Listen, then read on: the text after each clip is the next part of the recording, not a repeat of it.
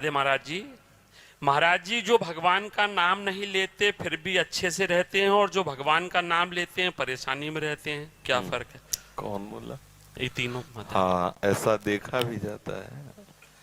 क्या होता है कि जैसे कोई प्रभु का नाम जप नहीं कर रहा और बड़ा लौकिक पदार्थों से भरा पूरा देखा जाता है, सुखी देखा जाता है, तो उसमें हमारे भागवतिक विधान में एक सिस्टम है।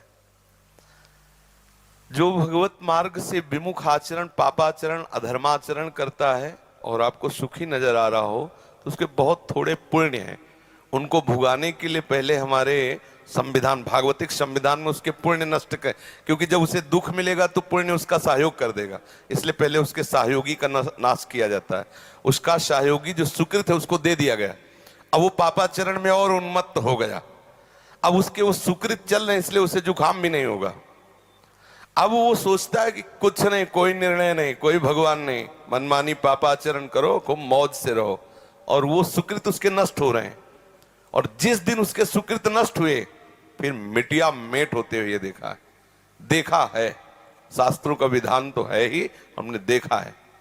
एक ठाकुर रामबली सिंह जमींदार आसपास बंदूक लेके चल, रामे हमारी राधा किशोरी, माँ में माधव विराजमान, आसपास बंदूक लेके चलते, ऐसा बच्चापन में को देखा हमने।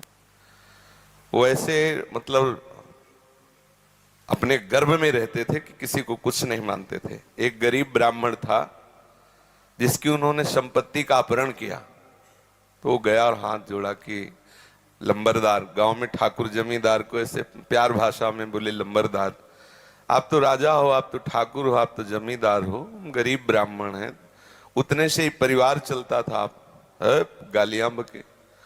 उन्होंने पैर छुआ ब्राह्मण ने ऐसे और रो दिया और वापस आ गया। जानते हो, आज उनके कुल में कोई पानी देने वाला नहीं। कुछ ही दिनों में बड़ा लड़का भयंकर कैंसर से बीमार हुआ, मर गया। दूसरा दिमाग खराब हो गया, तीसरे की टांग टूट गई, चौथा लेबरी करके उनको जो खवाने वाला था पीलिया हो गई।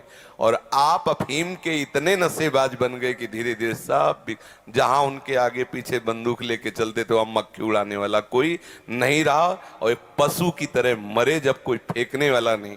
ऐसी स्थिति होता क्या है कि शुभ कर्म जब तक हमें वहां के, हमारे भागवतिक विधान में सिस्टम है, यदि आप अधिक पाप करेंगे तो आपके जल्दी से जल्दी शुभ कर्म आपको दिए जाएंगे कि वो नष्ट हो, तब तुम्हारा नाश शुरू होगा। और जब आप भागवतिक कार्य करते हैं तो देख लिया गया ना कि आप संभल रहे हो, तो आपको कोई बाधा ना पहुंचा सके, इसलिए आपके जो पाप कर्म है उनको फेंक दिया गया कि उधर से खाली करो। जो उसके शत्रु पक्ष के पाप कर्म जमा है उसको नष्ट करने के लिए उनको भेजो, क्योंकि इस समय धर्म निष्ठा में है, ये पचा जाएगा। तो उसके पाप कर्म आते हैं और धर्म में प्रबल होकर के उन पाप कर्मों को भोगता है, धर्मात्मा बन के चलता है। जिस दिन उसके पाप नष्ट हुए वो सुकृत और ये वर्तमान के सुकृत मिल गए, उस दिन जय हो जाती, उसकी कोई पराजय सजयती, त्रिभुवन में उसकी जय जयकार हो जाती है, और उस पापात्मा का ऐसा नाश होता है, कोई पानी देने वाला नहीं मिलता। ऐसा नहीं है कि पापी पुरुष मौज से है और धर्मात्मा कष्ट से है, उसके रहस्य को नहीं जानती, इसलिए तुम्हें ऐसा लगता है। समझ पा रही हो?